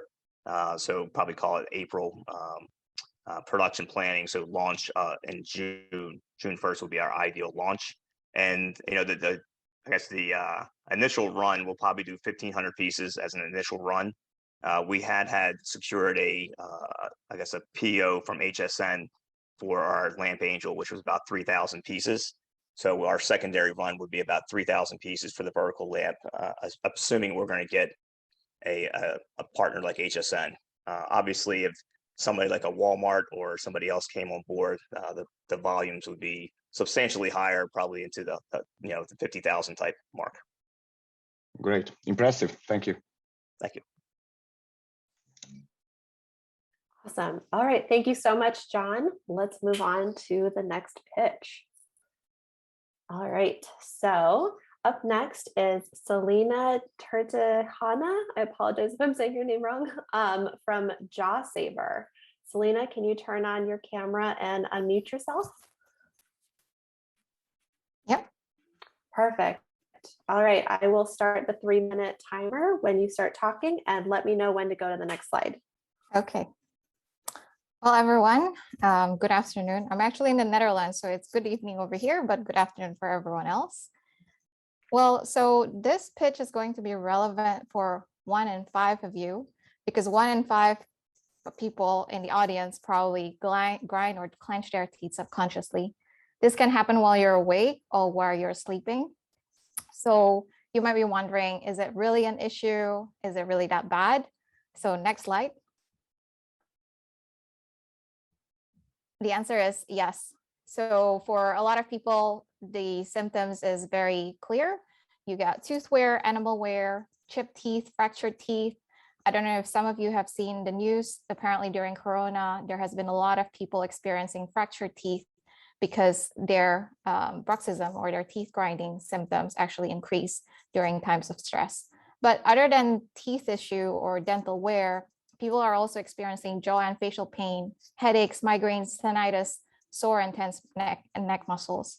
And if you're wondering why this is, it's because when you're chewing, compared to when you're grinding your teeth, you're actually using 10 times the force that you use when you're just chewing. It's because you're doing this subconsciously, and a lot of your muscle reflex that normally stops you from putting too much pressure on your teeth is off.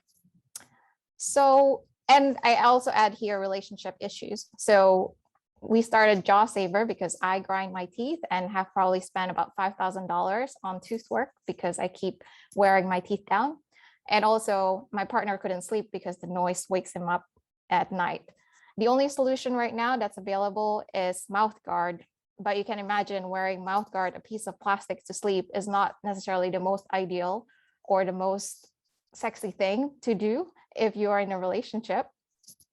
And or some other people also use Botox, which has to be repeated after 3 months. So really there's no ideal solution for this. Next slide. So what we have come up with is an earbuds, a smart earbuds that detect your jaw movement and give you a gentle nudge, give the user a gentle nudge when you're grinding or clenching the teeth. And if you're wondering why is that, if you just stick your finger into your ear and move your jaws, you can see that your ear canal actually changes in shape when you move your jaws. So we've combined a very simple sensor with artificial intelligence to detect jaw movements, discriminate when a person is grinding or clenching, and then use vibration to disrupt that bruxism episode. Next slide, please. Oh, I just talk about this. So next slide. So our goal, why we want to be on Indiegogo, is because we believe it's a great alternative or non-invasive solution to bruxism. And being on an Indiegogo crowdfunding platform will give us the PR as well as advertising and marketing press that we need. And also, obviously, it reduces the initial capital outlay for us to produce the first thousands of units. So really hope that we Well, can. you know, we're at 3 minutes. Okay. Well, I just want to say thank you, and I welcome any questions from the judges. Amazing. Thank you so much. Judges, any questions about JawSaver? Yeah, I do. It's again, I can't stop asking your engineering question. Yeah. Love it. How are you detecting the changes or the jaw movement? It's clear that the ear canal is changing its shape, but yeah. How's that detected with the earbud? So unfortunately, I can't go into the details because we're submitting our patent right now. But it's a very simple sensors. We're not using any components that is not currently in standard earphones. Mm-hmm. Okay. Thank you. Yeah.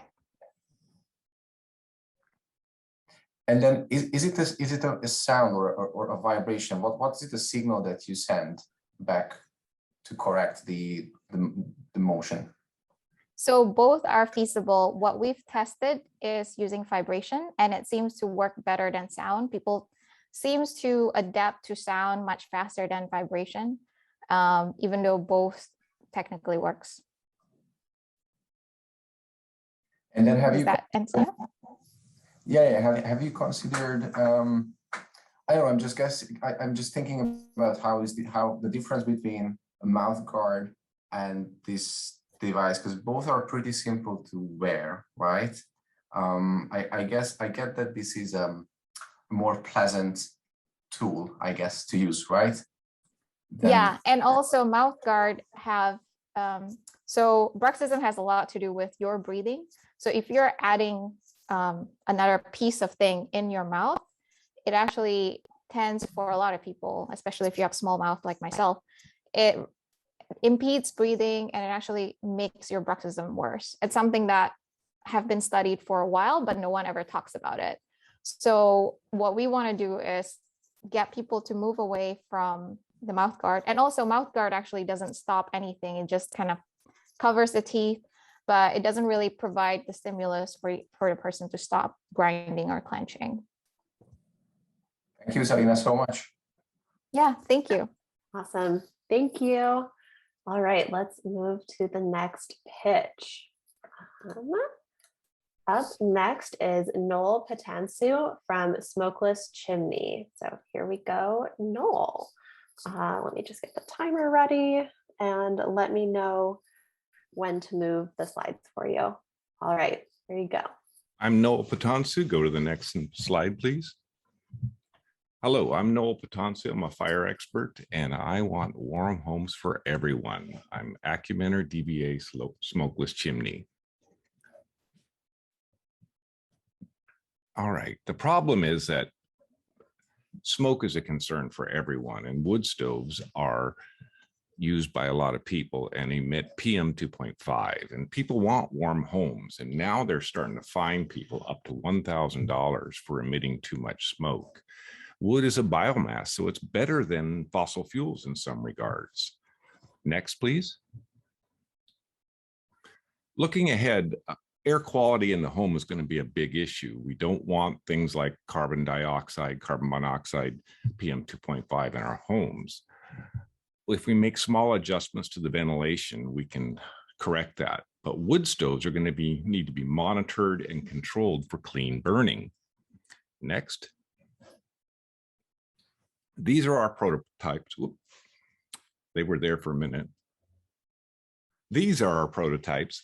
The one on the right, my left, is a control box that tries to calculate the right amount of air to put into a wood stove to make a stoichiometric reaction. The fans are in the lower right. I developed those. They're very quiet and they have a large range of airflow.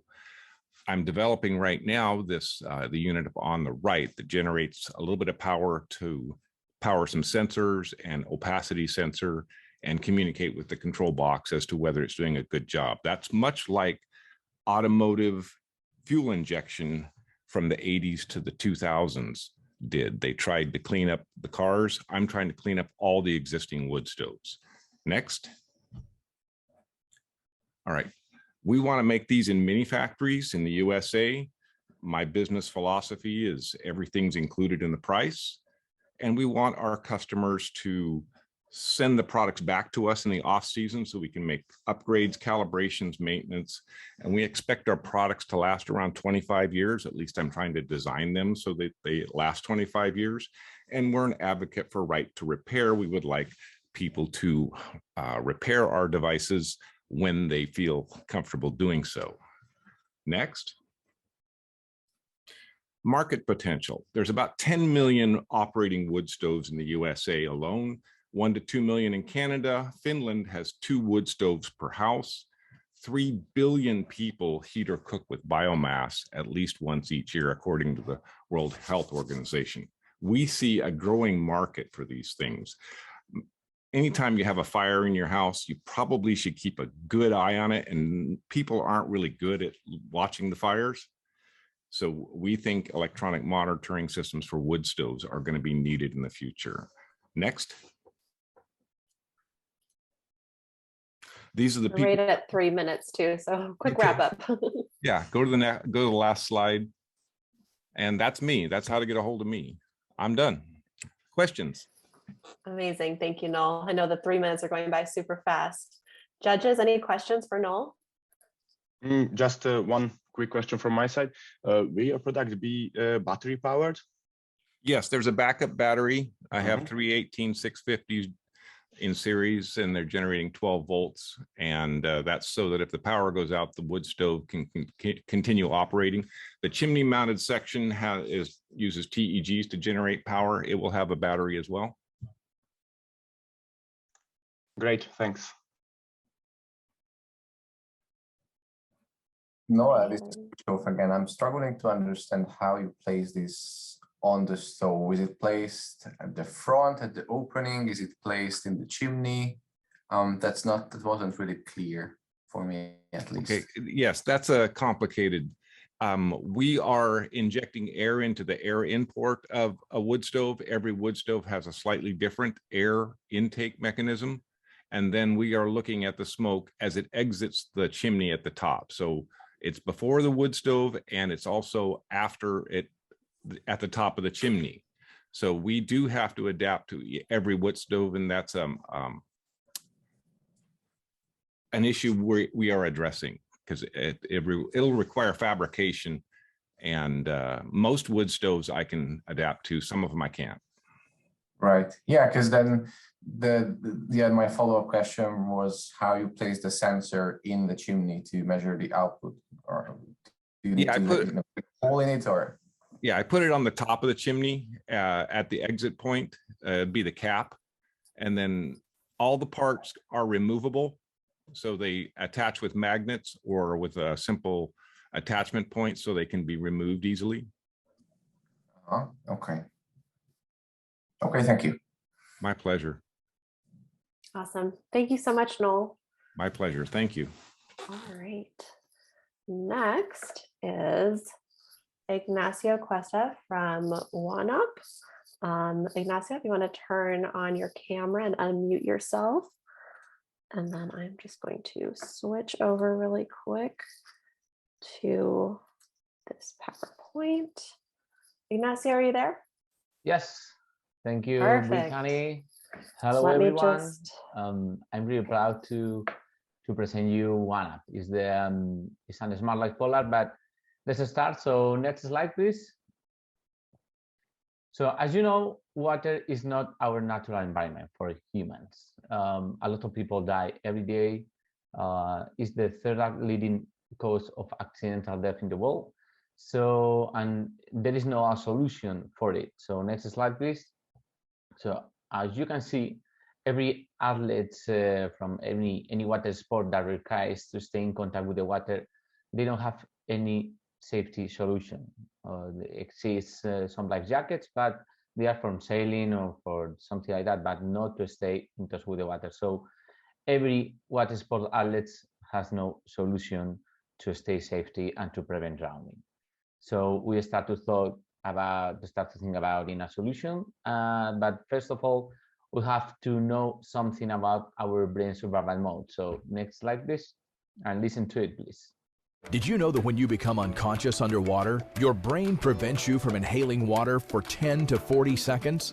Within 5 seconds of blacking out, one app will get your head above water. You'll start breathing and become conscious automatically, without needing to be revived. It'll all be a simple antidote instead of a tragedy.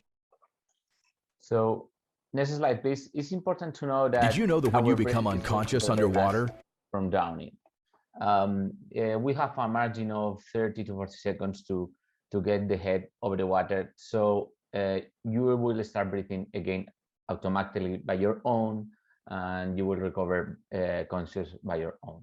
So that's really important. So the solution with this one app, it must be smart, comfortable, which is right now, and aesthetic. So let's see the next slide. I'm going to present you one app. This is a smart life collar with a comfortable neoprene with some electronics and a really good algorithm that it was really tough to get it, but we made it and we have a working prototype right now. So let's stop talking and see our video or our proof of our working prototype.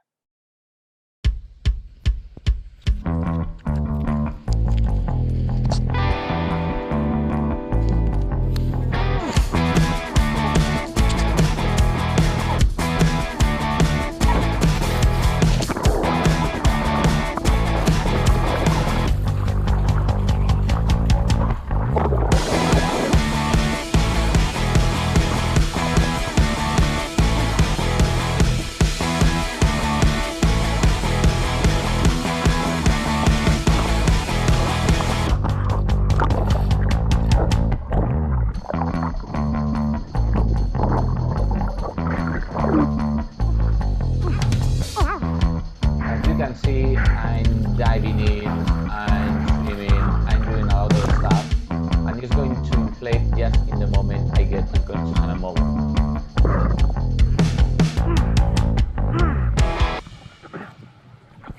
So maybe I should share my my screen because of the video, which is I don't know if you could see well the video. I don't think so, but. We're at the 3-minute mark, so we'll just do a quick wrap up. So there are 5 cases of how to make the activation. If you get unconscious or immobility, it's going to get you to the surface. If you get a panic attack or seizures, like an epilepsy attack, it's going to take you to respiration and you will survive. And a breath holding test too. So just like this, and we will finish right now. So our algorithm is just based on orientation, depth, movement, time. It's not like magic. We don't detect if you are really unconscious. There are no machine in the world that can detect that. But we know the patterns because 99% of the people drown the same way. And that's really important to know because of our human complexity. Every one of us is the same. And that's really important to know. Awesome. So, thank you. Thank you. All right. Any questions from the judges? Is this reusable or what happens once it's activated? Can it be? Once save your life, you will have to buy another one. Okay. because How do you the inflation system is automatic and is really complex. So the user cannot make it again and do this. How do you prevent accidental inflation of this color? We have made a lot of searches about it, and we have a lot of data to prevent that from happen. But in case anyone has a negative positive, it can be cancelled at just pressing a button or just going to the surface in that 5 seconds. You have a margin of 5 seconds that the one app is going to start beeping like an alarm, and if in that 5 seconds you don't press a button to cancel it or you don't go to the surface, is going to inflate. If not, it's going to be cancelled. Okay, that's an interesting idea. Cool, thank you. A quick one for me. What's the general price point you're planning on offering this at? This is going to be between 250 and 300 euros. And that's it. Perfect, thank you. Thank you. And one other from my side, we use a flexible PCB, and how will you prevent the components from water? We have okay. This is the the data log we are using right now. We use it to take some data, and we are using it right now in our PCB. Okay. This is inside the GoPro. This is just to take in data, and everything is in the back, as you can see here. So this is the front part, and this is here. There is a barometer, and on the back there is the inflation system here, and a little box with the battery and the PCB and the accelerometer and gyroscope. Yeah. Okay. Thanks. Thank you. Awesome. All right. Thank you so much, Ignacio. All right, let's move on to our last pitch of the day from Martin Cannibal from BSA. Martin, can you turn on your camera? Yeah, I did. Can you hear me? Yes, I can hear you. Perfect. Okay. First All slide. right. Let's go. My name is Martin. Thank you for having me here. I'm the co-founder of BSA, the first blind spot alert system that you can easily install in your car. Is a product of a company called Advanced Vehicle Safety Co. And we want to make your dumb car smarter. The idea of BSA happened when I was driving here in San Francisco and I almost crashed. I didn't see a car that was on my blind spot. It was totally my fault. So I didn't crash, but I got a huge honk and my pride got really hurt. So I got home and I tried to find solutions to my problem, okay? The solutions, here they are. They were not good. Of course, buying a new car was not an option for me at the time. And aftermarket blind spot alert systems were really complex to install, very expensive, and wasn't a good fit for me. So instead of buying that, I bought an Arduino board and every sensor I could find on the market, and I started testing all of them. Most of my experiments failed, but I had hope with one sensor, the radio frequency sensor, and I thought, okay, this can work. And I called my old friend Rafael, who works on IoT for a long time, and we start working on this idea. Next slide, please. Well, fast forward 2 years, we have a working prototype. We are super happy because this is a product that most people told us this is impossible to build or to create. This is super easy to install. You just have to peel it and place it on your side mirror. It use ultra low power components, battery power, solar power, and it worked exactly, almost exactly as a factory installed blind spot alert system. When there's a car in blind spot, it will light the LED. And of course, we have a patent on a PCT patent. We are already Aero certified, so thank you. And we got a government grant from Uruguay, where we are originally from. Next slide, please. We could do it because I think we have an awesome team of engineers and marketers. In the beginning, we were only engineers, but as you know, now that you're on crowdfunding, marketing is super important. So we have an amazing marketing team. Sorry. Next slide. We also realized that there is a bigger problem than blind spots. Today, cars are amazing. They almost drive by themselves.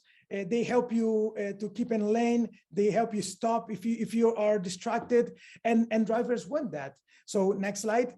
What we want to do, we want to create several products that make your, no, that one. We want to create products that help enhance your driving, basically. For example, our next product is the blind spot that connects to your car, and the car connects to the driver. So the mobile app is super important in our strategy, because it will help us retain users, upsell new products, add subscriptions, but most important, we will have data. Our dream is to add self-driving capabilities to any car. It's a long shot, but it's probably do it in the future. Next slide. We're right at 3 minutes too. So Okay, wrap up. so that's the last. We can end here. This is our development process. We develop new products, launch them on Indiegogo, and then of course using demand to keep on selling. Use the mobile app to know about our customers and develop new products. Next slide is just our margins are pretty good. We don't know how much we will sell, but hopefully with the help of Indiegogo, we'll sell a bunch. Thank you. Amazing. Thank you, Martin. All right, judges, any questions?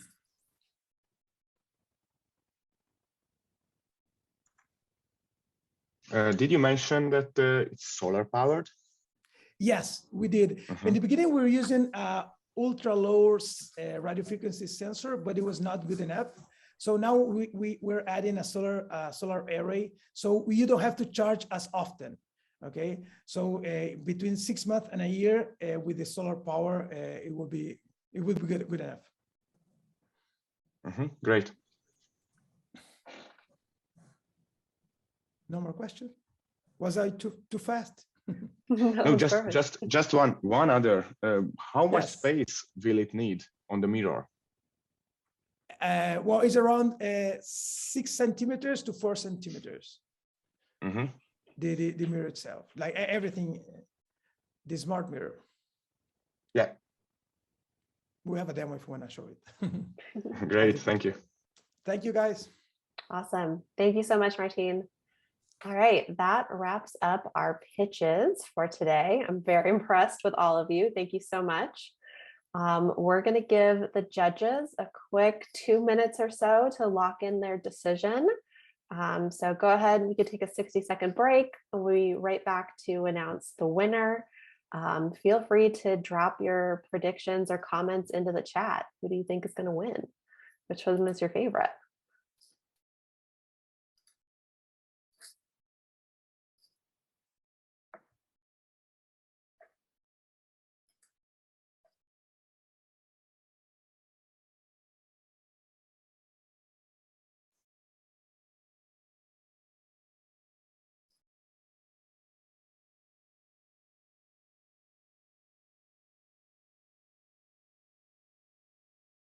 All right, and judges, whenever you're ready, feel free to take your time. It's a big decision, but when you're ready, let us know. Well, Aditi, I'm done with my score. Yeah, it looks like everyone's locked theirs in, and it is extremely close. Everyone's done super well here, and we've loved hearing it. And these were all such interesting projects, and I can't wait to see them launch.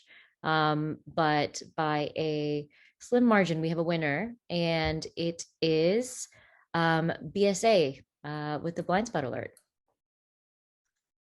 Congratulations. Congratulations. Thank you.